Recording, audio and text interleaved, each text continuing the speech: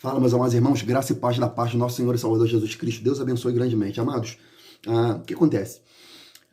Eu vou passar o nosso estudo expositivo aqui em casa, não vou passar na congregação. Por qual motivo? Primeiro, eu vou abordar todo o capítulo 3 da Epístola de João. E como é um capítulo grande e na congregação talvez o tempo não seria oportuno, aí foi até de Deus eu não passar na quinta-feira passada. Eu cheguei já em cima da hora também, eu não gosto de fazer isso. E eu pedi o nosso amado Diácono Jorge para que ele trouxesse uma mensagem. Ele trouxe uma mensagem também muito oportuna, pertinente, falando ali sobre o jugo desigual, né? Ele vai falar, não vos prendais um jugo desigual, porque que sociedade há? A justiça com a injustiça, que comunhão há a luz com as trevas, que concórdia entre Cristo e Belial, e que parte tem o fiel com o infiel, que consenso tem o templo de Deus com os ídolos. Então ele vem falando aí sobre o jugo desigual. Se você ainda não assistiu essa mensagem, assista. Jugo desigual, muito oportuna, pertinente. Então ele vai falar até acerca disso. Tem até ligação com esse conteúdo que nós vamos aprender. Por quê? O apóstolo João, na sua epístola, ele vai abordar no capítulo 2 sobre os anticristo, que ele fala que vem o anticristo, o escatológico, mas antes que se manifeste de maneira concreta, se revele o anticristo escatológico, muitos se têm feito anticristo. Ou seja, então João está falando, olha só, antes que se manifeste o anticristo escatológico, muitos se têm feito anticristo. Eles saíram de nós, mas não eram de nós. Que se fosse de nós, permaneceriam conosco. Então João ele vai dando característica dos que são de Cristo e os de que são do anticristo. João vai falar dos que são de Deus e dos que são do diabo. De maneira tal que ele vai falar lá no finalzinho algo muito interessante do capítulo 2 da sua epístola. Ele diz, no versículo 28 de 1 João, capítulo 2, ele diz: agora, filhinhos, permanecei nele, para que quando ele se manifestar, tenhamos confiança e não sejamos confundidos por ele na sua vinda. E sabeis que ele é justo, e sabeis que todo aquele que pratica a justiça é nascido dele. Então ele está falando o seguinte, olha só, Cristo se manifestará, Cristo virá buscar a sua igreja, o arrebatamento acontecerá, Cristo se revelará de fato como ele é, puro, glorioso, com seu corpo majestoso. Ele se manifestará a todos. A Bíblia diz que quando ele vir, todo olho verá, ó glória, e toda língua confessará que Jesus Cristo é o Senhor. Então, Cristo se revelará. E ele diz o seguinte, olha só, permanecei nele, ele está falando, permaneça na presença, permaneça no evangelho, permaneça na cruz, permaneça na obediência, porque quando ele se manifestar, quem permanecer não vai ser confundido. Agora, quem não permanecer, confundido será. Por isso que ele fala, todo aquele que me confessar diante dos homens, eu confessarei diante do meu Pai que está no céu. Todo aquele que me negar diante dos homens, eu também o negarei diante do meu Pai que está no céu. É por isso que Jesus ele ensinou em Mateus 7, que nem todo aquele que diz Senhor, Senhor, herdará o reino dos céus, mas todo aquele que faz a vontade do meu Pai que está no céu. Então essa é a importância dessa epístola de João, porque o que importa não é o que eu digo, mas o que eu vivo. O meu discurso tem que estar em coerência com a minha vida tem que manifestar de acordo com o meu discurso. Então o discurso daqueles homens em Mateus capítulo 7 não estava de acordo com a sua vida, de maneira tal que eles vão falar, mas Senhor, em teu nome preguei, em teu nome expulsei demônio, em teu nome fiz maravilhas. Jesus vai falar, apartai-vos de mim, maldito, que eu não vos conheço, vós que praticais a iniquidade. Então, operar em Deus não significa aprovação de Deus, ok?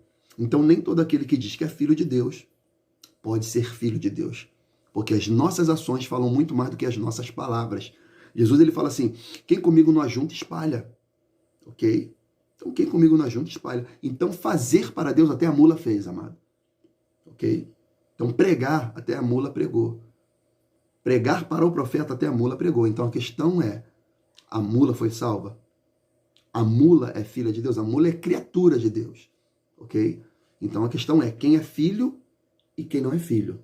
Quem é de Deus e quem é do diabo. É isso que a gente vai abordar no capítulo 3 da Epístola de João. Vamos ler todo o capítulo 3, depois a gente vai abordar ponto a ponto aqui. Vai ser um pouco grande, vai ser extenso, já vou logo dizer, mas tem muito conteúdo bíblico, teológico, de harmonia com o texto que João queria explicitar nessa epístola muito rica, ok? Vamos ler todo o capítulo 3. Deixa eu tomar um gole aqui. Veja quão grande amor nos tem concedido o Pai, que fôssemos chamados filhos de Deus. Por isso, o mundo não nos conhece, porque não conhece a Ele. Amados, agora somos filhos de Deus, e ainda não é manifesto o que havemos de ser, mas sabemos que quando Ele se manifestar, seremos semelhantes a Ele, porque assim como é, o veremos. E qualquer que nele tem esta esperança purifica-se a si mesmo, como também ele é puro. Qualquer que pratica o pecado também pratica a iniquidade, porque o pecado é iniquidade. E bem sabeis que ele se manifestou para tirar os nossos pecados, e nele não há pecado. E qualquer que permanece nele não vive pecando. Qualquer que vive pecando não o viu nem o conheceu. Filhinhos, não vos enganes. Filhinhos, ninguém vos engane. Quem pratica a justiça é justo, assim como ele é justo. Quem pratica o pecado é do diabo, porque o diabo vive pecando desde o princípio.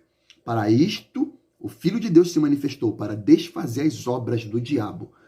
E qualquer que é nascido de Deus não vive na prática do pecado, porque a sua semente permanece nele e não pode viver pecando, porque é nascido de Deus. Nisto são manifestos os filhos de Deus e os filhos do diabo. Qualquer que não pratica a justiça e não ama a seu irmão não é de Deus. Porque esta é a mensagem que ouviste desde o princípio, que nos amemos uns aos outros, não como Caim, que era do maligno e matou seu irmão. E por que causa o matou? Porque as suas obras eram más, e as de seu irmão justas. Meus irmãos, não vos maravilheis se o mundo vos aborrece.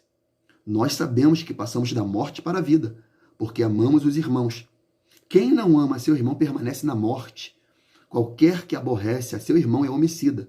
E vós bem sabeis que nenhum homicida tem permanente nele a vida eterna. Conhecemos o amor nisto, que ele deu a sua vida por nós, e nós devemos dar a vida pelos irmãos. Quem, pois, tiver bens do mundo, e vendo seu irmão necessitado, e lhe cerrar o coração, como estará nele o amor de Deus? Meus filhinhos, não nos amemos de palavra, nem de língua, mas de obra e em verdade. Nisto conhecemos que somos da verdade, e diante dele asseguremos o nosso coração, sabendo que o nosso coração nos condena, maior é Deus que o nosso coração e conhece todas as coisas. Amados, se o nosso coração nos não condena, temos confiança para com Deus. E qualquer coisa que lhe pedirmos, dele a receberemos, porque guardamos os seus mandamentos e fazemos o que é agradável à sua vista. E o seu mandamento é este, que creiamos no nome do seu Filho Jesus Cristo e nos amemos uns aos outros segundo o seu mandamento. E aquele que guarda os seus mandamentos está nele, e ele está nele. E nisto conhecemos que ele está em nós, pelo Espírito que nos tem dado. Aleluia, aleluia. Amém, amados? Deixa eu aqui ajustar aqui a minha câmera. Eu bati com o pé aqui, amado. Glória a Deus. Em casa aqui é assim mesmo. Vamos lá. Glória a Deus. Aí, acho que tá bom. Vamos lá. Então, João, ele está abordando esse ponto aí. Falando sobre membros da família de Deus. Quem faz parte da família de Deus. Não é aquele que diz que é filho de Deus, mas aquele que faz a vontade de Deus.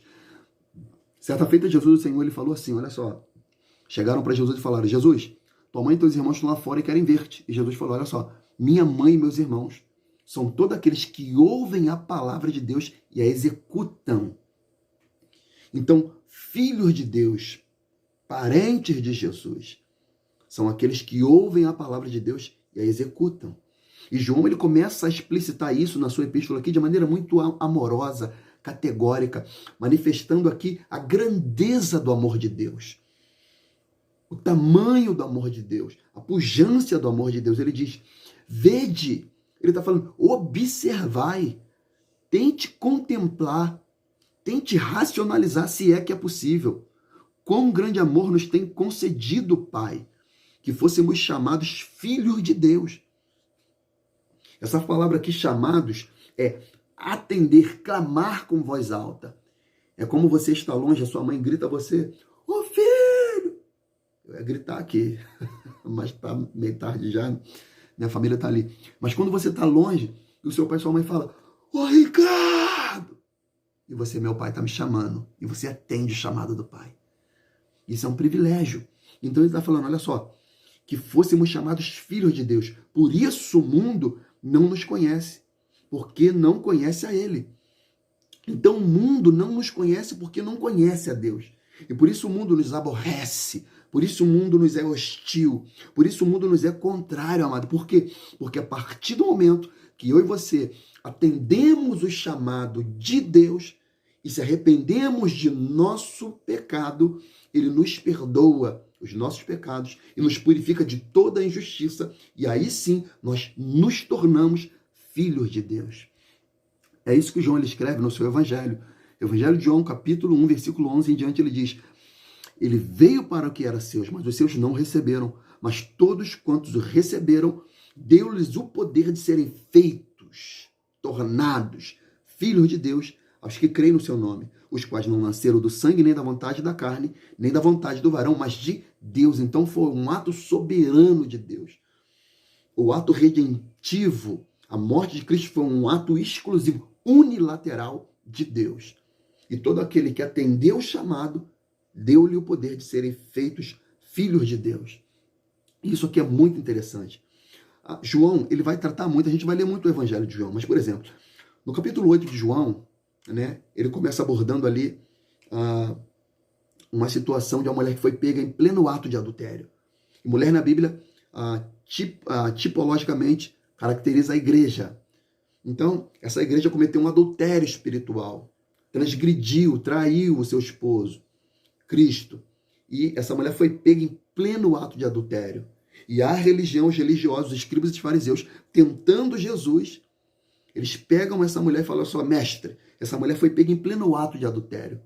E na lei nos mandou Moisés que as tais sejam apedrejadas. Então eles queriam pegar Jesus numa falha teológica. Mas os mesmos que queriam pegar Jesus, já eles mesmos transgrediram a lei. Por quê? Porque a lei, no tocante ao adultério, diz que tanto a mulher, mas tanto o homem, ambos têm que ser apedrejados. Eles trouxeram só a mulher. Então eles queriam fazer uma covardia com a mulher.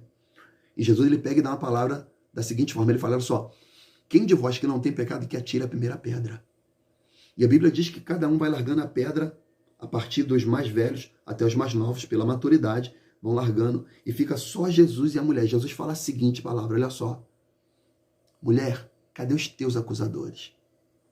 E ela olha com medo, né, atemorizada, e fala, Senhor, não há ninguém que me condene. E ele fala, nem eu te condeno, vá e não peques mais.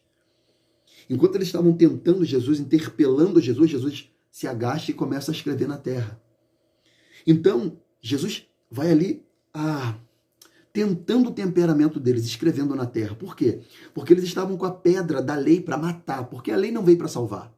A lei só veio para mostrar o nosso pecado, a nossa condição de pecado, a nossa incompetência no tocante à salvação.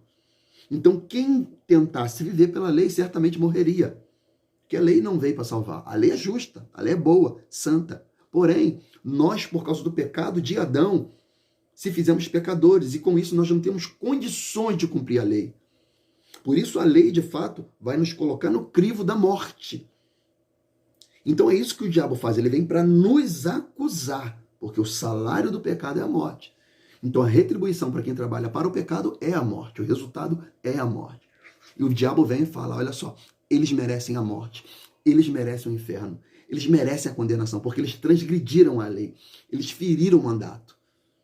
Mas o próprio diabo caiu no seu próprio mandato. O diabo transgrediu a própria lei. E quando nós reconhecemos o nosso pecado, a misericórdia, a graça, a perdão, a favor divino para aquele que reconhece o seu pecado. Aleluia. E o diálogo de Jesus ele vai continuando com os escribas e fariseus. Eles não satisfeitos com aquela mulher sendo perdoada, eles vão interpelando Jesus, eles querem matar Jesus. E eles se dizem filhos de Deus. Então, olha, preste atenção no diálogo de Jesus com ele. Um diálogo ferrenho, seríssimo. Evangelho de João, capítulo 8, versículo 29. E aquele que me enviou está comigo. O Pai não me tem deixado só, porque eu faço sempre o que lhe agrada. Lembra da palavra que diz que A alegria do Senhor, a nossa força ou seja, quando nós fazemos a vontade do Pai, o Pai nos fortalece. Quando nós alegramos o Pai nos dá força. Quando nós fazemos o Pai ficar feliz, o Pai nos fortalece espiritualmente e a gente vai vivendo de glória em glória e de vitória em vitória.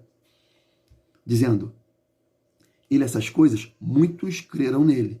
Jesus dizia, pois, os judeus que criam nele, se vós permanecerdes na minha palavra, verdadeiramente serei meu discípulo. Se permanecer, ok? E conhecereis a verdade vos libertará. Então, permanecendo eu conheço, e conhecendo eu sou liberto. Não tem jeito. E ele vai dizer, responderam-lhe, somos descendência de Abraão, e nunca servimos a ninguém. Como dizes tu, sereis livre? Respondeu-lhe Jesus, em verdade vos digo, que todo aquele que comete pecado é servo do pecado. Ora, o servo não fica para sempre em casa. O filho fica para sempre. Se, pois, o filho vos libertar, verdadeiramente sereis livre. E bem seis que sois descendência de Abraão. Contudo, procurais matar-me, porque a minha palavra não entra em vós.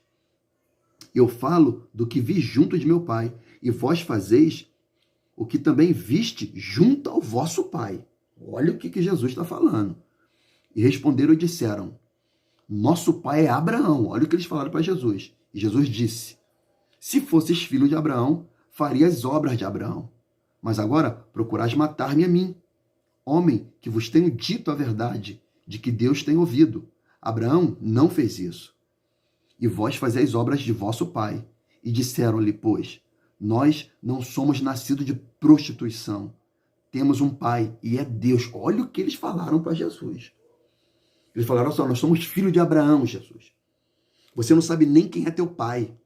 Teu pai não é José. Tua mãe engravidou de outro homem. Você é produto de prostituição. É isso que eles falaram para Jesus. Você é fruto de prostituição. Agora o nosso pai é Abraão. É Deus. Aí olha o que Jesus vai falar para eles. Disse-lhe por Jesus, se fosse o vosso pai, certamente me amarias. Por que ele está falando que vocês não fazem as obras de Abraão? Porque Abraão não queria matar Deus, amado. Abraão amava Deus. Abraão era amigo de Deus. Então Jesus está falando, se vocês fossem filho de Abraão, fareis a obra dele. Qual foi a obra de Abraão? Crer em Deus. Abraão creu em Deus e isso foi lhe imputado por justiça, diz a Escritura. Então disse Jesus, se Deus fosse o vosso pai, certamente me amarias, pois que eu saí e vim de Deus, e não vim de mim mesmo, mas ele me enviou, porque não entendeis a minha linguagem, por não poderdes ouvir a minha palavra. Vós tende por pai o diabo e quereis satisfazer os desejos do vosso pai. Ele foi homicida desde o princípio e não se firmou na verdade, porque não há verdade nele. Quando ele profere mentira, fala do que lhe é próprio, porque é mentiroso e pai da mentira. Mas porque vos digo a verdade, não me credes. Quem dentre vós me convence de pecado? E se vos digo a verdade, por que não credes?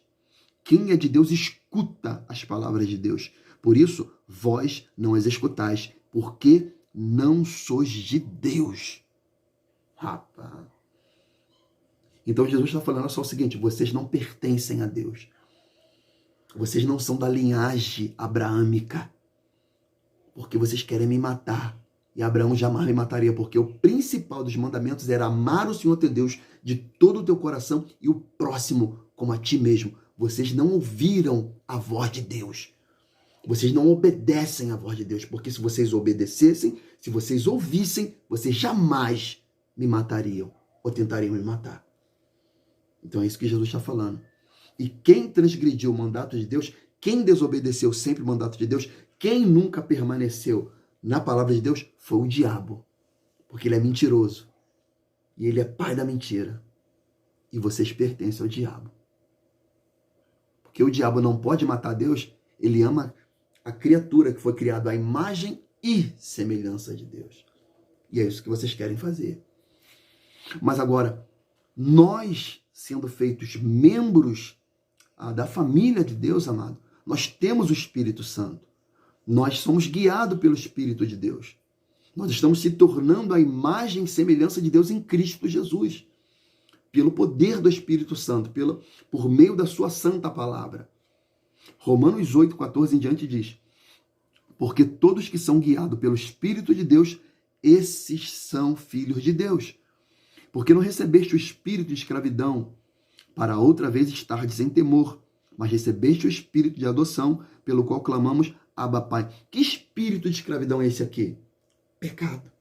Lembra do que Jesus falou lá em cima? Quem comete o pecado é servo do pecado, é escravo do pecado. Mas quem é guiado pelo Espírito de Deus é filho de Deus.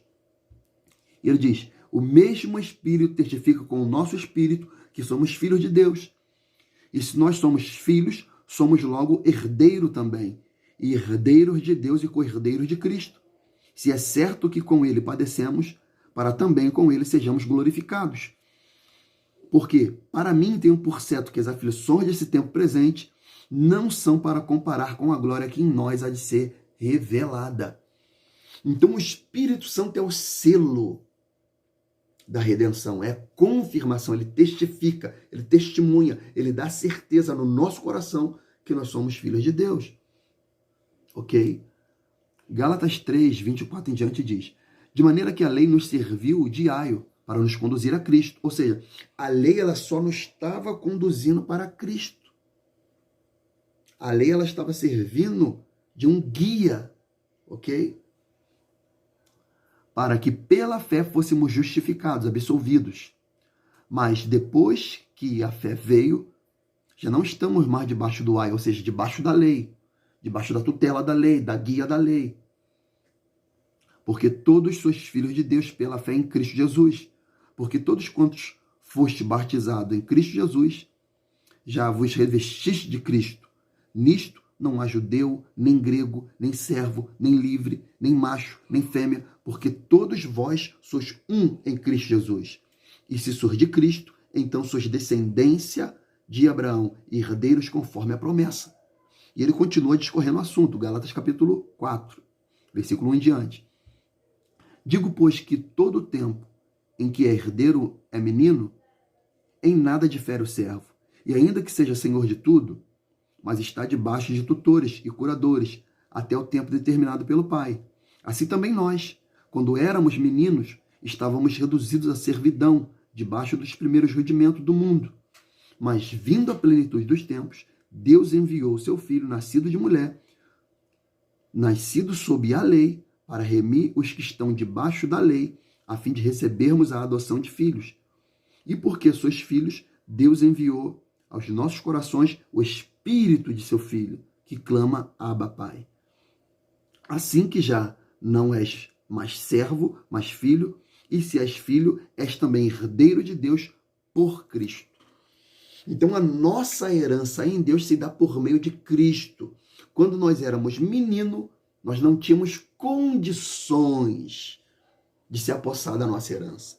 Veio o nosso irmão mais velho e cumpriu a lei no nosso lugar.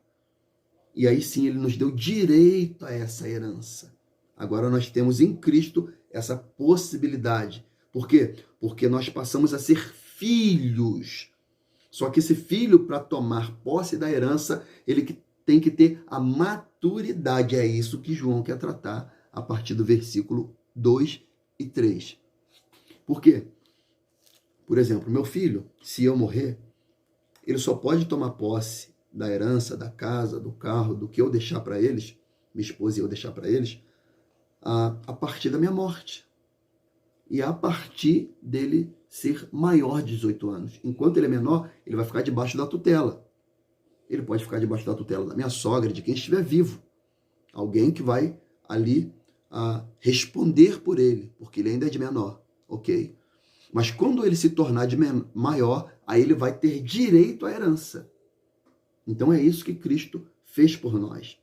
Então, para isso, nós temos que passar por um processo de transformação, de maturação, de maturidade.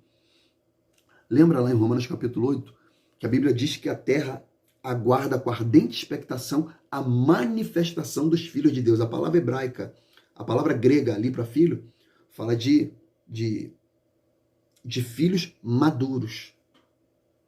De filhos maduros. De filhos que têm a condição de receber a herança. Ok? Quando ele fala aqui em 1 João que agora nós somos filhos, está falando de técnon. Técnon é filho, é criança, é aquele que aceita o pai, que conhece o pai, mas não tem condição de receber herança. Mas esse filho tem que crescer, ninguém fica criança para sempre. Então, quando a gente vai amadurecendo em Deus, nós vamos chegar à possibilidade de tomar posse da nossa herança. Por que Jesus ainda não veio? Porque tem muita gente que ainda é menino na fé. Porque tem gente que ainda não amadureceu na fé. Porque tem muita gente ainda que não teve ali um amadurecimento espiritual suficiente para tomar posse da herança. E a terra continua aguardando a manifestação dos filhos de Deus. Ok? E João ele vai falar desse processo. Ele vai falar, versículo 2 e 3. Amados, agora somos filhos de Deus. E ainda não é manifesto que havemos de ser. Ou seja, nós vamos se transformar. Nós somos filhos agora, mas ainda não atingimos o processo, o ponto de maturidade. Então ele está falando, mas sabemos que quando ele se manifestar, seremos semelhante a ele. Porque assim como é, o veremos. E qualquer que nele tem esta esperança, purifica-se a si mesmo, como também ele é puro. Então João está falando, olha só, agora nós somos filhos. E pelo fato de nós sermos filhos, nós temos que entender que nosso Pai voltará. Ele voltará para nos buscar. Para isso, nós devemos atingir uma maturidade. Para que quando ele chegar, nós temos condição de vê-lo como ele é. João ele disse no seu evangelho que ninguém viu a Deus. Porque se a gente vê Deus na sua condição, na sua plenitude, a gente morre. Ninguém pode ver Deus. Então, nós só teremos essa condição de ver o Senhor em um corpo glorificado. Por isso que ele falou. Mas quando ele se manifestar, seremos semelhante a ele. Ou seja, no ato da glorificação, do arrebatamento, Jesus glorificará os nossos corpos. E os que estiverem mortos em Cristo ressuscitarão em corpos glorificados. E os que estiverem vivos serão transformados. Para quê? Para terem condição de contemplar o Senhor. Aleluia. Como ele de fato ele é. Mas para isso, o que nós devemos fazer? Purificar-se. Ok? Então, nós vamos ver Jesus Cristo no seu corpo glorioso. João, ele teve essa revelação na ilha de Pátimo, mas ele viu o Senhor glorificado num arrebatamento de sentidos, no espírito. Porque se ele visse o Senhor no seu corpo natural, ele não suportaria. Ele mesmo arrebatado em espírito, nessa experiência espiritual metafísica que João teve, ainda assim ele caiu como morto. Para você ver o tamanho da grandiosidade da glória de Deus. Amém, amado? Apocalipse capítulo 1, versículo 9 diz dessa experiência. Eu, João, também que sou o vosso irmão e companheiro na aflição e no reino e na paciência de Jesus Cristo, estava na ilha chamada Pátmos por causa da palavra de Deus e pelo testemunho de Jesus Cristo, e fui arrebatado em espírito no dia do Senhor, e ouvi detrás de mim uma grande voz, como de trombeta, que dizia, o que vês, escreve-o num livro, e envia às 7 igrejas que estão na Ásia, a Éfeso, a Esmirna, a Pérgamo, a Tiatira, a Sardes, a Filadélfia, a Laodiceia, e virei-me para ver quem falava comigo. E virando-me, vi 7 castiçais de ouro, e no meio dos 7 castiçais, um semelhante ao Filho do Homem, vestido até os pés de uma veste comprida, e cingido pelo peito com um cinto de ouro, e a sua cabeça, cabelos brancos como a lã branca, e como a neve, e os seus olhos como chama de fogo, e seus pés semelhante ao latão reluzente, como se tivesse sido refinado numa fornalha, e a sua voz como voz de muitas águas, e ele tinha na sua destra 7 estrelas, e da sua boca saiu uma aguda espada de 2 fios, e do seu rosto era como o sol, quando na sua força resplandecente, e eu, quando ele se virou, aleluia, caiu a seus pés como morto. E ele pôs sobre mim a sua destra, dizendo-me, não temas, eu sou o primeiro e o último, e o que vive. Fui morto, mas eis que estou vivo, aleluia, para todo sempre, amém. E tenho as chaves da morte e do inferno, aleluia. Então João ele teve essa experiência metafísica, transcendente, gloriosa, vendo o Senhor de maneira gloriosa, num arrebatamento de sentidos. E ainda assim, ele caiu aos pés do Senhor como morto. Aleluia. É por isso que nós precisamos, amados, ter o nosso corpo glorificado para contemplar toda essa grandiosidade do nosso Deus. A Bíblia diz que os olhos dele, o rosto dele é como o sol, quando na sua força resplandecente. Amado, se nós ficarmos olhando para o sol, na sua soberania, no sol do meio-dia, quando ele está torriscando, os raios ultravioleta têm o poder de queimar a nossa córnea. De tamanha luz, de tamanha força, de tamanho brilho. Essa é a grandeza do nosso Deus.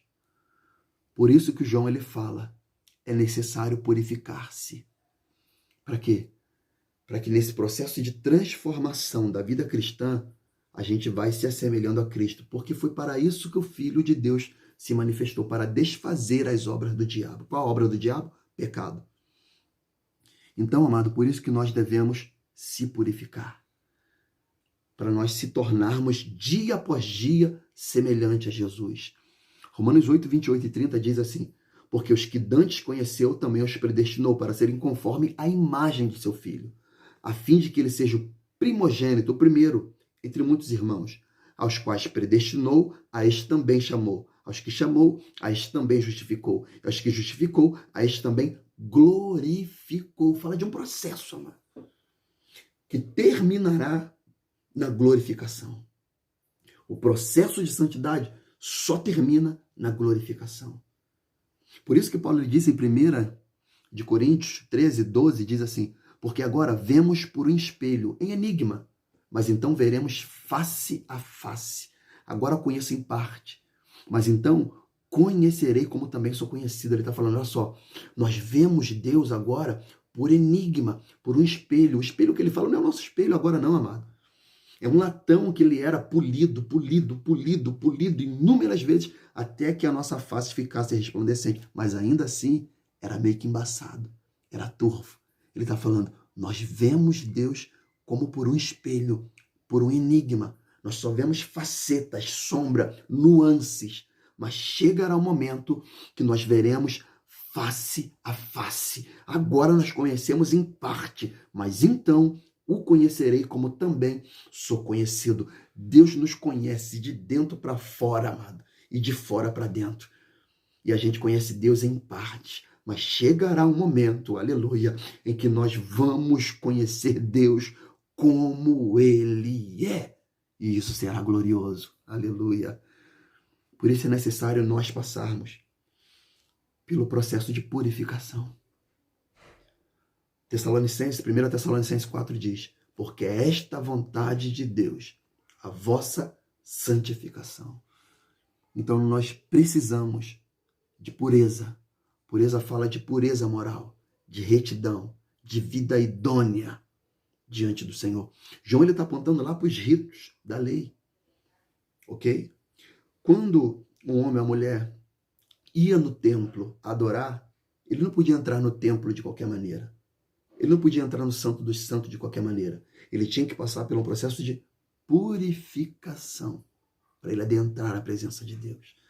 Levítico 15, 31 diz, assim separareis, que aqui é uma palavra para santificação. Santificação significa separado. Separarei os filhos de Israel das suas imundícias. Ou seja, nós somos separados do pecado, da imundícia, de toda sujeira moral, de todo pecado, para que não morramos nas suas imundícias, contaminando o meu tabernáculo que está no meio deles. Então, quando os filhos de Israel iam no templo do Senhor, no tabernáculo do Senhor, tinha um lugar de purificação, que era uma escada que eles iam descendo, e lá tinha como se fosse uma pia. E eles entravam naquela água, tiravam as suas vestes, entravam naquela água, se lavavam, se purificavam, tiravam toda a imundícia. Quem tinha coabitado com a sua mulher tinha que entrar lá, se purificar. Quem tocou em algo imundo tinha que entrar lá. Todos que iam ao templo, ao tabernáculo do Senhor, tinham que entrar naquele tabernáculo, tinham que descer, tinham que se humilhar, tinham que reconhecer os seus pecados, remover as suas impurezas e entrar naquela água purificadora, que é um exemplo, uma tipologia da palavra de Deus. Jesus ele disse, vós já está limpo pela palavra que vos tenho pregado. E ele entra na palavra de Deus. Lembra de Naamã? Naamã foi diante do homem de Deus e falou, olha só, eu estou com lepra, eu estou com pecado, eu estou sujo, eu estou imundo, eu preciso ficar purificado. E o profeta falou, mergulha no rio. Quantas vezes? 7 vezes, o número da perfeição de Deus. E ele queria nos rios mais bonitos, mais belos. Quando ele ouviu aquela palavra do homem de Deus, ele ficou indignado. Um servo de Naamã falou: só, meu senhor, se ele falasse coisa mais difícil, você não faria? Então mergulhe. Então ele mergulha 1, 2, 3, 4, 5, 6, 7. E é assim, amado. Quando você mergulha pela primeira vez na palavra, ainda vai ficar alguns carrapichos. Você mergulha na segunda vez, ainda vai ficar algumas impurezas. Você mergulha na terceira vez, ainda vai ficar alguns resíduos. Você vai mergulhando na quarta, na quinta, na sexta. E você vai vendo o poder da palavra de Deus tirando todos os nossos pecados. Aleluia. Quem entra para ser salvo, amado, entra no Rio Jordão uma vez só. Mas quem entra para se santificar tem que mergulhar 7 vezes na palavra de Deus. Amém? A Bíblia diz acerca do perdão: quantas vezes devo perdoar? 70 vezes 7, ou seja, infinitamente. Então, enquanto Jesus não volta, a gente tem que mergulhar na palavra de Deus e se purificar dia após dia, até remover todas as nossas impurezas, até o nosso corpo ser glorificado. É necessário a gente mergulhar nas águas da palavra de Deus. Por quê? Porque a despeito de sermos feitos filhos de Deus, também fomos feitos sacerdotes do Senhor. Agora, amados irmãos, já não há mais intermediação, não precisa mais a gente ter um sacerdote que nos media. Cristo é o nosso sumo sacerdote, fiel e verdadeiro, que entrou uma vez no Santo dos Santos para nos purificar de toda a injustiça. E ele nos fez também reis e sacerdotes. E o sacerdote também tinha o seu processo de purificação, amado. Então nós, a semelhança dos sacerdotes do passado, também devemos se purificar para entrar na presença de Deus, amado. Levítico 16, 11 em diante diz assim: E Arão fará chegar o novilho da oferta pela expiação, que se fará para ele, e fará expiação por si e pela sua casa, e degolará o novilho da oferta pela expiação, que é para ele. E tomará também o incensário cheio de brasas de fogo do altar, diante do Senhor, e os seus punhos cheios de incenso aromático moído, e meterá dentro do véu, e porá o incenso sobre o fogo perante o Senhor. E a nuvem do incenso cobrirá o propiciatório, que está sobre o testemunho, para que não morra. E tomará do sangue do novilho, e com o seu dedo espargirá, essa é a palavra, sobre a face do propiciatório, para a banda do oriente, e perante o propiciatório espargirá 7 vezes do sangue com seu dedo. Depois Arão virá à tenda da congregação e despirá as vestes de linho e havia vestido quando entrara no santuário, e ali as deixará, ou seja, ele vai tirar a sua veste, e vai dizer aqui no versículo 24, e banhará sua carne em água no lugar santo, e vestirá as suas vestes, e então sairá e preparará o seu holocausto, o holocausto do povo, e fará expiação por si e pelo povo. Também queimará a gordura da oferta pela expiação do pecado sobre o altar. Porque, versículo 30, naquele dia se fará expiação por vós, para purificai-vos, e serei purificados de todos os vossos pecados perante o Senhor. E assim expiará o santo santuário. E também expiará a tenda da congregação. E o altar, semelhantemente, fará expiação pelos sacerdotes e por todo o povo da congregação. E isto vos será por estatuto perpétuo, para fazer expiação pelos filhos de Israel e todos os seus pecados. E uma vez por ano, e fez Arão como o Senhor ordenara a Moisés. Então, o sacerdote ele tinha que sacrificar um novilho por ele, pela sua casa, e depois pelo povo de Israel.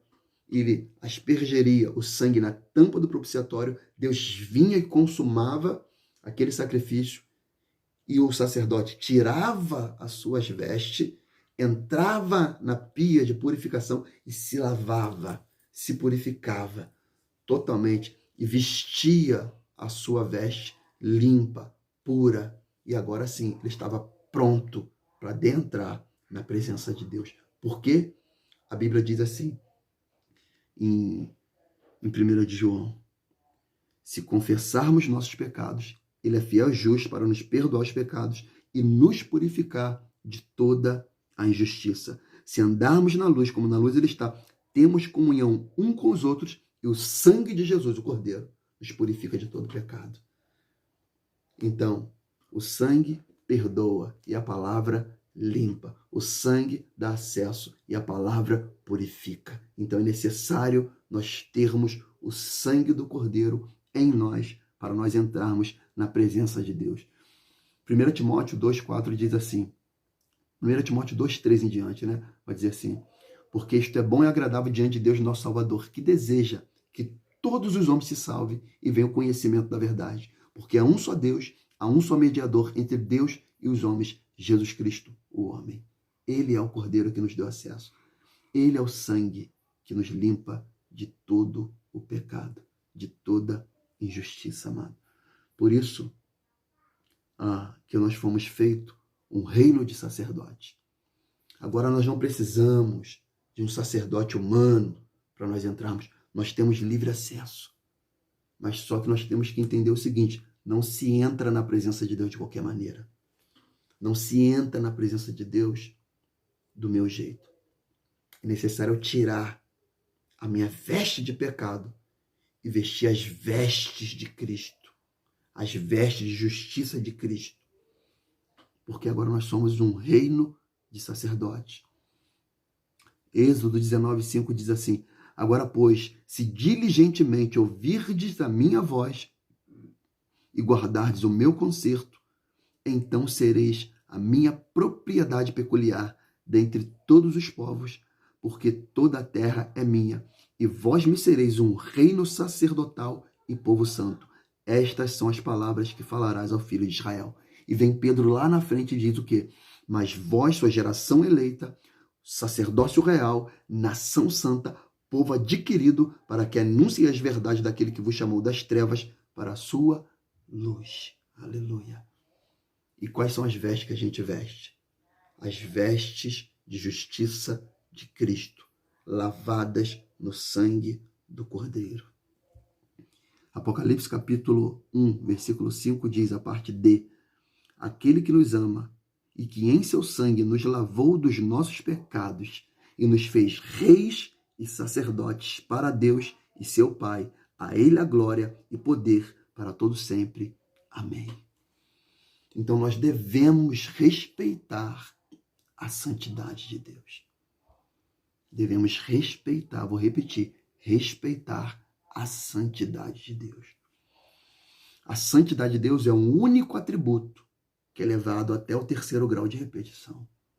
Deus é santo, santo, santo, é o Senhor dos Exércitos. Toda a terra está cheia da sua glória. Por isso nós devemos respeitar a santidade de Deus, para que quando ele vier, nós não sejamos confundidos.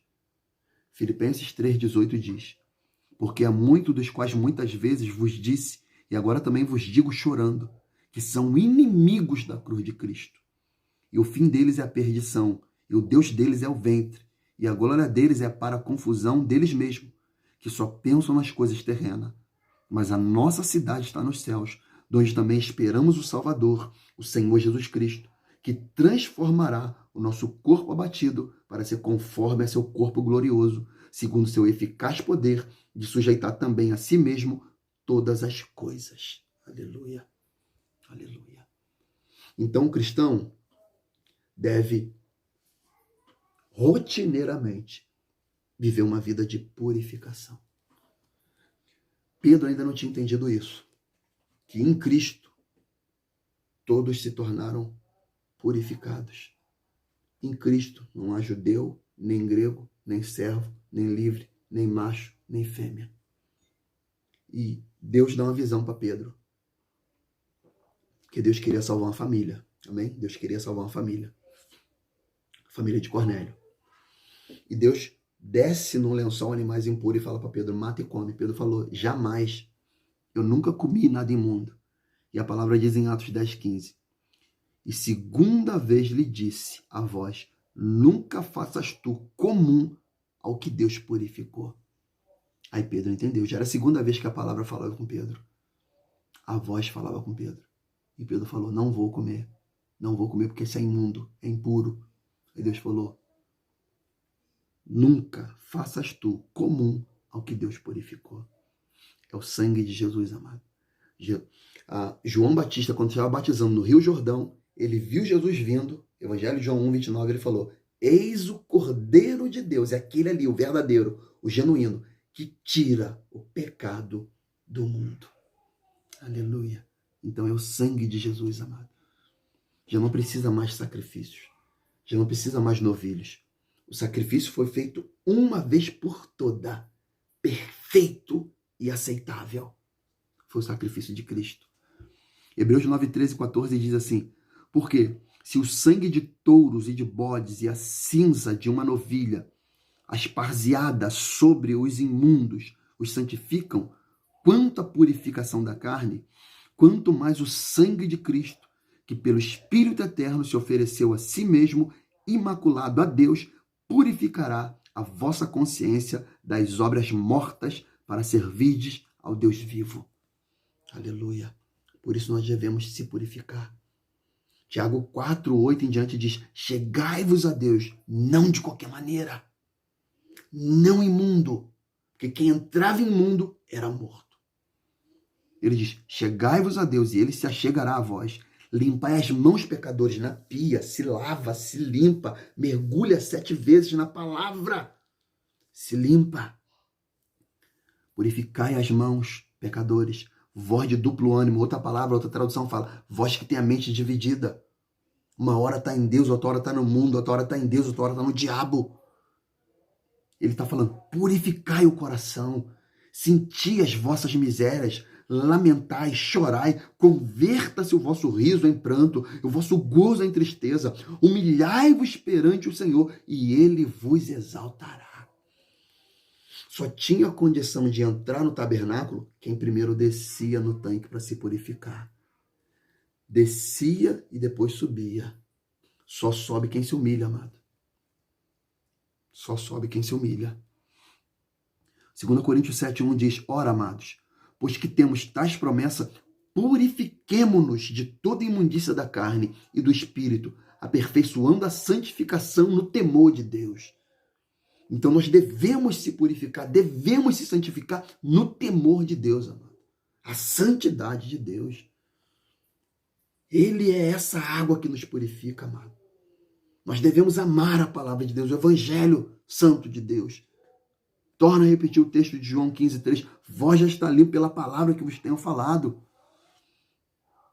1 Pedro 1:22 diz, purificando a vossa alma na obediência à verdade, para o amor fraternal não fingido, amai-vos ardentemente uns aos outros com o coração puro, sendo de novo gerados não da semente corruptível, mas da incorruptível, pela palavra de Deus viva, que permanece para sempre. Porque toda a carne é como a erva, e toda a glória do homem é como a flor da erva. Secou-se a erva e caiu a sua flor, mas a palavra de Deus permanece para sempre. Esta é a palavra que entre vós foi evangelizada.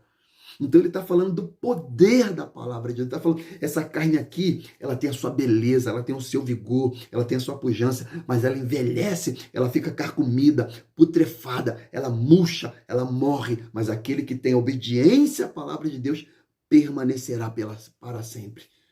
Jesus falou, passará os céus e a terra, mas a minha palavra não passará, sem que tudo se cumpra. 1 Timóteo 4:5 diz, porque pela palavra de Deus e oração é santificada toda a criatura. O sacerdote tinha que entrar na pia, se purificar, colocar o sangue do novilho. E ele também tinha, meus amados irmãos, que bater incenso, oração. E ele fazia isso o tempo todo. Ele colocava azeite, ele queimava incenso, amado, oração. Evangelho de João 17:17, santifica-os na verdade. A tua palavra é a verdade. E através disso, a gente consegue identificar quem são os filhos de Deus e quem são os filhos do diabo. Esse é o nosso terceiro ponto. Vamos lá ler. Do versículo 4 ao versículo 10. Toda pessoa que vive costumeiramente, essa versão aqui é King James, costumeiramente pecando, também vive em rebeldia contra a lei, pois o pecado é transgressão da lei. Sabeis igualmente que ele se manifestou para tirar os nossos pecados, e nele não há pecado. Deus é santo, amado. Jesus é santo.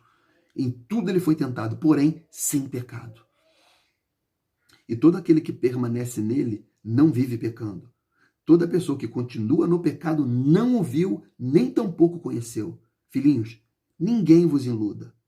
Quem pratica a justiça é justo, assim como ele é justo.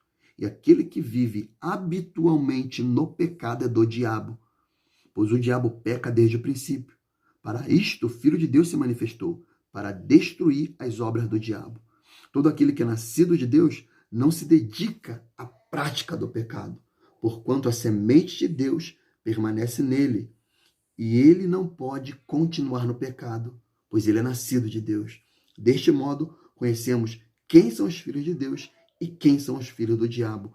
Quem não pratica a justiça não procede de Deus, nem tampouco aquele que não ama seu próprio irmão. Então ele está falando, quem pratica o pecado habitualmente é do diabo. Quem vive na prática do pecado habitualmente nem tampouco viu, nem tampouco conheceu, nem tampouco nutriu intimidade, nem tampouco se aprofundou nas águas da purificação. Pode até dizer que serve a Deus, mas na verdade serve ao diabo, porque é mentiroso, entendeu? Porque é mentiroso. João lhe disse isso na sua epístola. Ele falou assim, ó, 1 João 2,4. Aquele que diz, eu conheço e não guarda os seus mandamentos, é mentiroso. E nele não está a verdade. Pode falar o que quiser. Pode falar o que quiser, pode pregar o que quiser. Mas se não guardar, se não obedecer, é mentiroso. E quem é mentiroso é filho do diabo. Porque o diabo é o pai da mentira. A única coisa que é patenteada ao diabo é a mentira. E quem é mentiroso é filho do diabo. Quem vive no pecado é filho do diabo. Quem não guarda os mandamentos de Deus é filho do diabo. Quem não ama a Deus é filho do diabo. Quem odeia seu irmão é filho do diabo, amado. Pode até ter um cargo, mas Deus não se deixa iludir pelo cargo. Nós devemos respeitar, honrar a santidade de Deus. Nós temos que ter, por exemplo, os filhos de Eli, que não respeitaram a santidade de Deus e foram fulminados. Olha a veracidade dessa palavra aqui. 1 Samuel, capítulo 2, versículo 12. Escute isso aqui e trema, porque eu tremo. Eu tremo e temo. 1 Samuel 2, 12, eu vou interpelar aqui alguns versos. Eram, porém, os filhos de Eli, filhos de Belial. Olha isso aqui, Eli, sacerdote, mas os filhos de Eli, filho de Belial. Mas achavam que eram filho de Deus, que sacrificavam a Deus. Mas olha a conduta. Olha a conduta. Vamos lá, versículo 17. Vamos lá, vou ler o versículo 12 de novo, olha só. Eram, porém, os filhos de Eli, filhos de Belial, e não conheciam o Senhor. Versículo 17. Era, pois, muito grande o pecado desses jovens perante o Senhor, porquanto os homens desprezavam a oferta do Senhor, ou seja, eles corrompiam toda a oferta, eles pegavam aquilo que não era dele, que era do Senhor, pegavam a parte que era do Senhor e tomavam para si, eram abusados, desprezíveis, corrompiam todo o ambiente de sacrifício. Versículo 22. Era, porém, Eli muito velho, e ouvia tudo quanto seus filhos faziam a todo Israel, e de como se deitavam com as mulheres que, em bandos, se ajuntavam à porta da tenda da congregação. E disse-lhes, por que fazeis tais coisas? Porque ouço de todo o povo este vosso malefício. Versículo 24. Não, filhos meus, porque não é boa a fama esta que ouço. Fazeis transgredir o povo do Senhor, Pecando homem contra homem, o juízo julgarão. Pecando, porém, o homem contra o Senhor, quem rogará por ele? Mas eles não ouviram a voz de seu pai, porque o Senhor os queria matar. Está escrito. O Senhor os queria matar. Versículo 26. E o jovem Samuel ia crescendo e fazia-se agradável, e assim para com o Senhor, como também para com os homens. O nosso relacionamento, amado, ele é horizontal, vertical e horizontal. Nosso relacionamento tem que ser direto com o Senhor e com os homens. Cruz. Aquele que quer vir após mim. Você quer vir? Tudo bem. Negue-se a si mesmo. Tome a cada dia a sua cruz e segue-me. Segue-me. O Senhor os queria matar e os matou.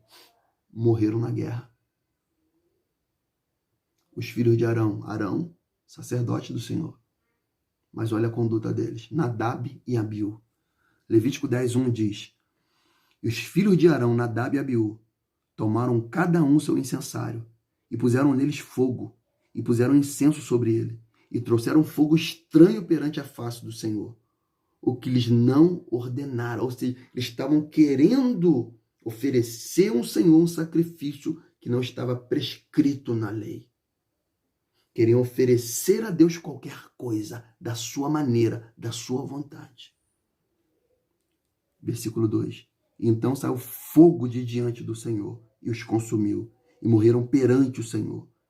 E disse Moisés a Arão: Isto é que o Senhor falou, dizendo: Serei santificado naqueles que se acheguem a mim, e serei glorificado diante de todo o povo. Porém, Arão se calou. Outra versão, sabe o que está querendo dizer aqui? Levítico 10:3 diz: Então disse Moisés a Arão: Faço isso. Foi isso que o Senhor falou quando disse: Aqueles que se aproximam de mim devem honrar a minha santidade. Nadab e Abiú queria se aproximar do Senhor de qualquer maneira, oferecendo fogo estranho ao Senhor, que não estava prescrito na lei, que não estava de acordo com os mandamentos. E Deus não aceitou, os consumiu, viraram pó, cinza. E Deus ainda falou: tira a cinza desses incircuncisos daqui. Tira a cinza desses imundos daqui. Coloca fora do arraial, que nem a cinza deles presta. Coloca para fora. Porque quem é de Deus, amado, não vive no pecado. Um santo pode pecar? Pode. Um santo pode cair? Pode.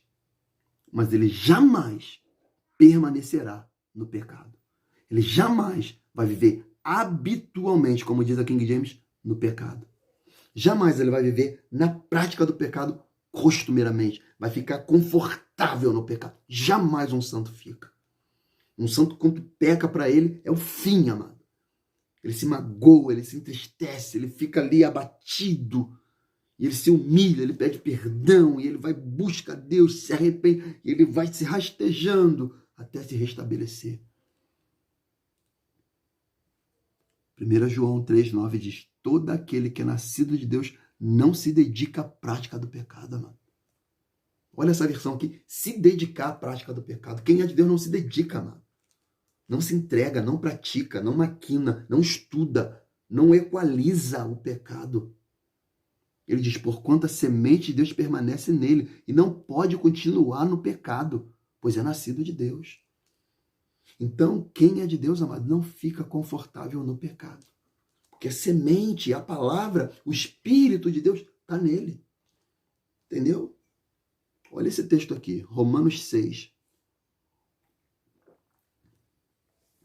Romanos 6:1. Que diremos, pois? Permaneceremos no pecado para que a graça seja mais abundante? Lembra? No capítulo 5, Paulo falou: onde abundou o pecado, superabundou a graça. Os romanos falaram: então, já matei a charada. Então, onde abundou o pecado, superabundou a graça. Então, vou continuar no pecado e a graça mais abunda em mim. Paulo: que? Permaneceremos no pecado para que a graça abunde? Ele responde: de modo nenhum. Nós que estamos mortos para o pecado, como viveremos ainda nele? Ou não sabeis que todos quantos fomos batizados em Jesus Cristo, fomos batizados na sua morte? De sorte que fomos sepultados com ele pelo batismo, na morte, para que, como Cristo ressuscitou dos mortos, pela glória do Pai, assim andemos também nós em novidade de vida. Então ele está falando, olha só, se nós fomos batizados em Cristo, também fomos na sua morte. Porque o batismo é morte por meio da palavra e ressurreição por meio da palavra. Então, quando eu estou em Cristo, eu morro para o mundo, morro para o pecado, morro para as minhas paixões, para os meus desejos pecaminosos. E ressuscito em novidade de vida em Cristo Jesus. Ele diz, porque fomos plantados juntamente com ele na semelhança da sua morte.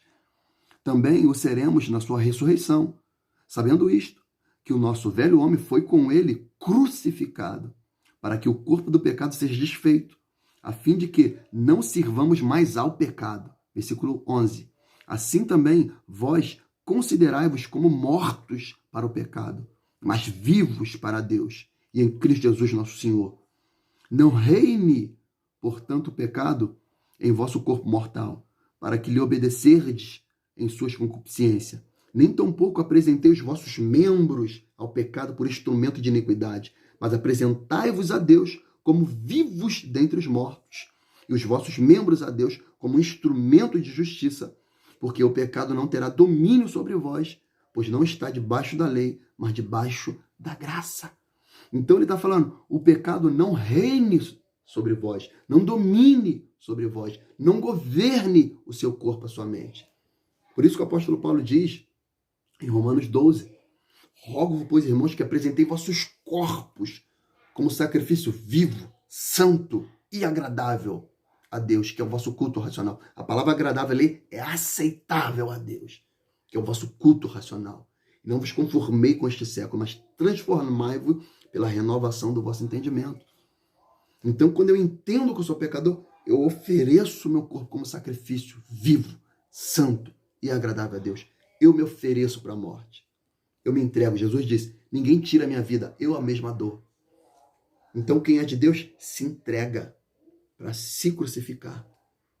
As carnes e as paixões. E o pecado não vai reinar. Por isso que ele falou, porque o pecado não terá domínio sobre vós, não reinará sobre vós, porque não está debaixo da lei, mas debaixo da graça. Ok? 3 João 1,11 diz, amados, não sigais o mal, mas o bem. Quem faz o bem é de Deus, mas quem faz o mal não tem visto a Deus. Nadab e Abiú não fazia o bem, fazia o mal. Então eles não viam Deus, não conhecia Deus. O filho de Eli não conhecia o Senhor, estava escrito lá. Então ele está falando, não sigais o mal. Ele está falando, não siga o exemplo dessa gente. Não siga o exemplo desses falsos pastores. Não siga o exemplo desses falsos mestres.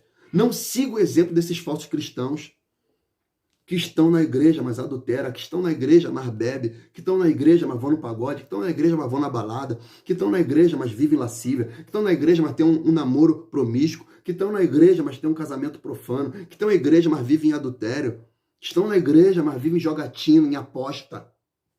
Não siga esse tipo de crente. Não siga esse exemplo. Não siga o mal, mas siga o bem. Entendeu? Até cantam, mas vivem em promiscuidade. Até canta, mas vive mentira. Até canta, mas não ama ninguém. Até canta, mas tem ódio de pessoas. Entendeu? Não siga o exemplo deles. Olha só o que diz esse texto aqui. Ezequiel 18, 24 em diante.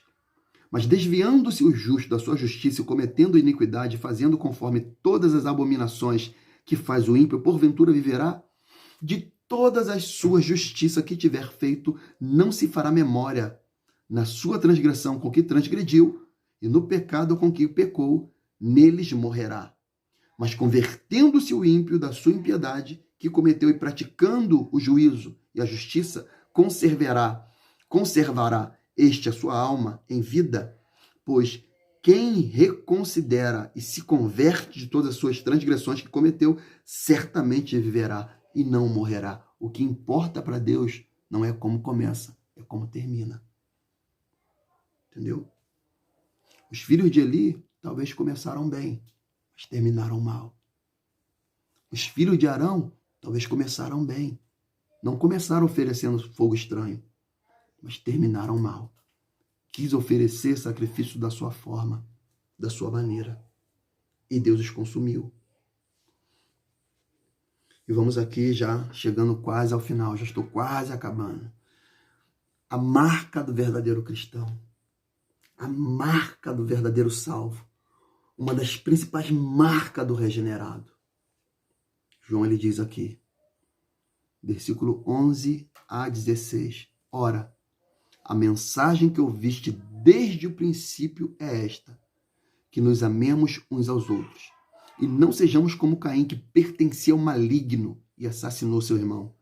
E por que o matou? Porque as suas obras eram más, e as de seu irmão eram justas. Meus irmãos, não vos admireis se o mundo vos odeia. Nós sabemos que já passamos da morte para a vida, porque amamos os irmãos. Quem não ama, permanece na morte. Toda pessoa que odeia seu irmão é homicida. E sabeis que nenhum assassino tem a vida eterna em si mesmo. E nisto conhecemos todo o significado do amor. Cristo deu a sua vida por nós e nós devemos dar a nossa vida por nossos irmãos. A marca do verdadeiro cristão, do cristão genuíno, é o amor. Em Gálatas, capítulo 5, quando fala dos frutos do Espírito, que é uma coisa só, porque tem gente que acha, não, eu tenho amor, mas não tenho longanimidade. Eu tenho fé, mas não tenho amor. Eu tenho domínio próprio, mas não tenho temperança. Entendeu? Não tenho longanimidade. Então, é o combo completo, os frutos do Espírito. E o primeiro dele é amor. Amor. Amor, amado. É amor. Paulo fala, sem amor, nada vale. Pode doar para os pobres, pode ser um filantropo, pode doar 1.000 cestas básicas, 10.000 cestas básicas, pode abençoar várias instituições, mas sem amor, nada vale. Esta é a mensagem que ouviste desde o princípio. Qual? O amor. E o amor se manifesta no quê? Amar a Deus e o próximo. E João falou, olha só, que não sejamos como Caim, que pertencia ao maligno e assassinou seu irmão. Quem pertence ao maligno, assassina o irmão. Sabe por quê? Porque não pode matar Deus. Entendeu? Lembra do Gênesis? Gênesis 4, 1 em diante. E Adão teve relações sexuais com Eva, sua mulher, e ela concebeu e deu à luz a Caim. E declarou, com a ajuda do Senhor tive um filho homem. E voltou a engravidar, e desta vez lhe nasceu Abel, seu irmão de Caim. E tornou-se Abel pastor de ovelhas, e Caim cultivava a terra. Passando o tempo, Caim apresentou alguns produtos do solo em oferenda ao Senhor.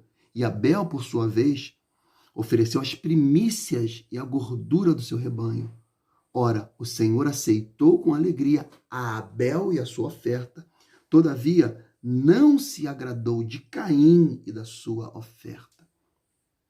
E por esse motivo, Caim ficou muito irado. E o seu semblante assumiu uma expressão maligna. Olha. Então o Senhor abordou Caim. Por que estás furioso? Por qual motivo teu rosto está transtornado? Se procederes bem, lembra da Epístola de João? Sigas o bem, faça o bem, não o mal. Não é certo que serás aceito? Entretanto, se assim não fizeres, sabe que o pecado espreita a tua porta e deseja destruir-te. Cabe a ti vencê-lo. Contudo, propôs Caim a seu irmão, a Abel, saiamos e vamos ao campo. E quando estavam no campo, aconteceu que Caim se levantou contra Abel, seu irmão, e o matou. Então o Senhor inquiriu Caim, onde está teu irmão, Abel? Retrucou Caim, não sei. Acaso sou eu protetor do meu irmão? E exclamou o Senhor, que fizeste? Ouve, da terra o sangue do teu irmão clama a mim. Por que o sangue clama? Porque a vida está no sangue. E o sangue clama. Hebreus vai falar que o sangue do justo Abel clama. E Caim ainda foi qual a palavra? Cínico. foi cínico. Sou eu protetor do meu irmão? Claro. Sou eu que tenho que amar meu irmão? Claro. Porque ele é imagem e semelhança de Deus. Então, se eu amo a Deus, eu devo amar meu irmão. Note que Deus ele não aceitou a oferta. Ele aceitou primeiro o ofertante. Deus ele não está nem aí com a nossa oferta, amado. Ele não precisa da nossa oferta. Ele quer o ofertante. A Bíblia diz que ele aceitou Abel e a sua oferta. Porque Abel reconheceu o Senhor em primeiro lugar. Abel deu as primícias ao Senhor, porque ele entendia que o Senhor era prioridade, que o Senhor era santo, que o Senhor era digno de honra, de glória. E ele ofereceu as primícias ao Senhor. No contrário de Caim, quando ele lembrou, falou, meu Deus, tenho que sacrificar a Deus. Vou lá oferecer o resto. Tratou Deus como mendigo, quer ser tratado como príncipe. Malaquias fala assim, olha só, pega esse teu novilho, pega essa tua oferta e dá ao teu governante, vê se ele vai aceitar. E o seu senhor tem que aceitar essa tua oferta. Entendeu, amado? Então Caim matou, porque ele não podia matar Deus, porque ele ficou furioso que Deus aceitou a Abel e a sua oferta e não aceitou a dele. A gente tem que respeitar a santidade de Deus. Deus não vai aceitar o nosso sacrifício coxo, sujo, imundo, relaxado. A Bíblia diz assim, ó, maldito aquele que fizer a obra do Senhor relaxadamente. Maldito. Então nós devemos, amados, entender a seriedade do que é servir a Deus. Do que é chegar diante da santidade de Deus. Do que é falar das coisas de Deus. Do que é andar na terra, sendo uma representação do céu. Sendo um embaixador. Por isso, no que depender de nós, a gente deve ter paz com todos, amado. Hebreus 12, 14 em diante diz, segui a paz com todos e a santificação sem a qual ninguém verá a Deus. Tendo cuidado que ninguém se prive da graça de Deus e de que nenhuma raiz de amargura brotando vos perturbe e por ela muitos se contaminem. Amargura, ranço, litígio com os irmãos. Entendeu, amado? A gente tem que ter cuidado com isso. Jesus nos ensinou, Mateus 5, 21. Escute isso aqui. Escute isso aqui. Poucos pastores vão falar isso para você. Mateus 5, 21. Está escrito, amado. Está escrito, é Bíblia. É Bíblia, é palavra, amado. É palavra. Diz assim, ouviste que foi dito aos antigos, não matarás, mas qualquer que matar será réu de juízo. Eu, porém, vos digo, qualquer que sem motivo se encolerizar contra o seu irmão será réu de juízo. E qualquer que chamar seu irmão de raca será réu do sinédrio. E qualquer que ele chamar de louco será réu do fogo do inferno. Porquanto, se trouxeres a tua oferta ao altar, e aí te lembrares de teu irmão, tem alguma coisa contra ti, é ele que tem contra ti, é ele.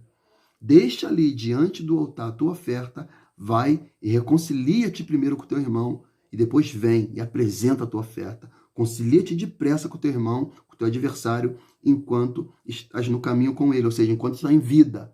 Enquanto ele está vivo, se tu lembrar que ele tem alguma coisa contigo, não é nem você, é ele, vai lá e reconcilia-te com ele. E depois tu volta e entrega a tua oferta. Aí ele diz assim, ó,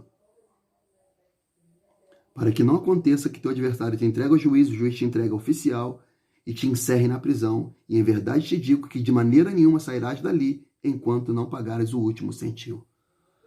Então a marca do cristão é o amor. Perguntaram a Jesus certa feita, Senhor, qual o grande mandamento da lei? Jesus respondeu, amarás o Senhor teu Deus de todo o teu coração, de toda a tua alma e de todo o teu pensamento. Este é o primeiro e grande mandamento. O segundo é semelhante a este. Qual? Amarás o teu próximo como a ti mesmo.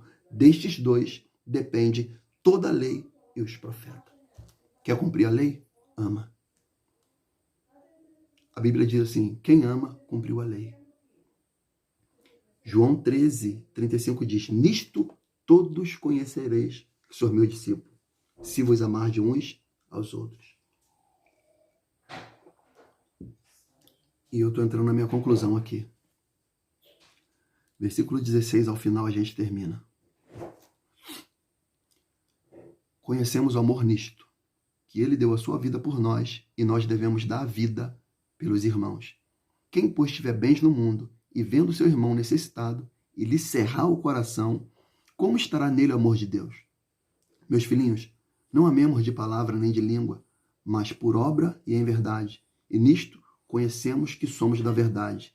E diante dele asseguremos o nosso coração, sabendo que, se o nosso coração nos condena, maior é Deus de que o nosso coração e conhece todas as coisas. Amados, se o nosso coração nos não condena, temos confiança para com Deus. E qualquer coisa que lhe pedirmos, dele receberemos, porque guardamos os seus mandamentos e fazemos o que é aceitável à sua vista. E o seu mandamento é este, que creiamos no nome do seu Filho Jesus Cristo e nos amemos uns aos outros, segundo o seu mandamento. E aquele que guarda os seus mandamentos, nele está, e ele nele. Nisto conhecemos que ele está em nós, pelo Espírito que nos tem dado. Então, amado, o amar não é verbalizar. O amar é se doar. O amar é generosidade. O texto mais conhecido do mundo, João 3,16, diz assim: porque Deus amou o mundo de tal maneira que deu o seu Filho unigênito, para que todo aquele que nele crê não pereça, mas tenha vida eterna. Então, a manifestação, a prova, a comprovação do amor de Deus se manifestou no dar o que ele tinha de melhor ao seu Filho. Romanos 5:8 diz: porque Deus prova o seu amor para conosco, falando, verbalizando? Não, para conosco, em que Cristo Jesus morreu por nós, sendo nós ainda pecadores. Nós demonstramos a nossa generosidade, amado, doando a nossos irmãos, doando o nosso tempo, doando nossas posses, doando o nosso recurso em prol dos irmãos. E quando nós temos o Espírito de Deus, como ele falou aqui, no versículo 24, parte final, nisto conhecemos que ele está em nós, pelo Espírito que nos tem dado. Quando nós temos o Espírito de Deus, amado, o mandamento se manifesta em nós. Isso é comum, é natural do santo. A árvore é conhecida pelos seus frutos. É natural do pé de laranja da laranja. É natural do pé de banana da banana. É natural do crente da santidade, obediência, amor, fidelidade, generosidade. É natural, amado. Porque João disse aqui, 1 Epístola de João 5,13, ele falou que os mandamentos do Senhor não são penosos, não são pesados. É natural, amado, é natural. Então, ele falou, olha só, não amemos de palavra, não amemos de falar, amemos de verdade, amemos com ação. Se vermos um irmão em necessidade e não ajudarmos, como pode o amor de Deus estar em nós? Como pode dizermos que somos cristãos? Como podemos dizer que somos santos? Se entendermos a necessidade do corpo de Cristo, a gente não participar com nada. Com nada. Como? Da viúva, que deu a sua única moeda. Jesus estava olhando quem ofertava no templo, no gasofilácio. Ela deu o melhor que ela tinha, o melhor que ela podia. O resto dava o que sobrava, como Caim. Ih, lembrei de Deus, vou lá dar essa migalha. Tiago 2,14 em diante diz assim, de que adianta, meus caros irmãos, alguém proclamar a sua fé se não tem obras? Acaso essa fé pode salvá-los? Se um irmão ou uma irmã estiverem necessitados de roupa e passando privação de alimento de cada dia, e qualquer dentre vós lhes disser, ide em paz, aquecei-vos e comei até satisfazer-vos, porém, sem lhe dar alguma ajuda concreta, de que adianta isso? Desse mesmo modo em relação à fé, por si só, se não for acompanhada de obra, está morta. Está morta. Está morta. Porque está olhando a necessidade, sabe do que deve fazer e não faz. Tiago fala ainda mais, Tiago 4,17. Aquele, pois, que sabe fazer o bem e não faz, peca. Comete pecado.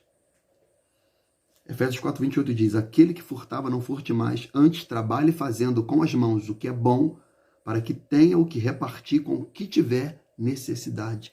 Gálatas 6,10 diz, sendo assim, enquanto temos oportunidade, façamos o bem a todos, principalmente aos da família da fé. Romanos 12, parte C diz, o que contribui, coopere com generosidade. Atos 20, 35 diz, tenho-vos mostrado em tudo que, trabalhando assim, é necessário auxiliar aos enfermos e recordar as palavras do Senhor Jesus que disse, mais bem-aventurado coisa é dar do que receber. Nisto, amado, desta forma, sabemos que passamos, que somos da verdade e alcançaremos o nosso coração na presença dele. Pois se o nosso coração nos condena, Deus é maior que o nosso coração. Ele é conhecedor de tudo, ou seja, Deus conhece o nosso coração, se a gente tem condição de ajudar ou não. Se o nosso coração nos condena, Deus sabe. E o Espírito Santo dá orientação e fala, olha só, você sabe da verdade. Você conhece a palavra. Você é um santo, você é um filho de Deus. Aí ele diz, pois se o coração nos condena, Deus é maior que o nosso coração. Ele é conhecedor de tudo. Portanto, amados, se o nosso coração não nos condena, temos coragem diante de Deus.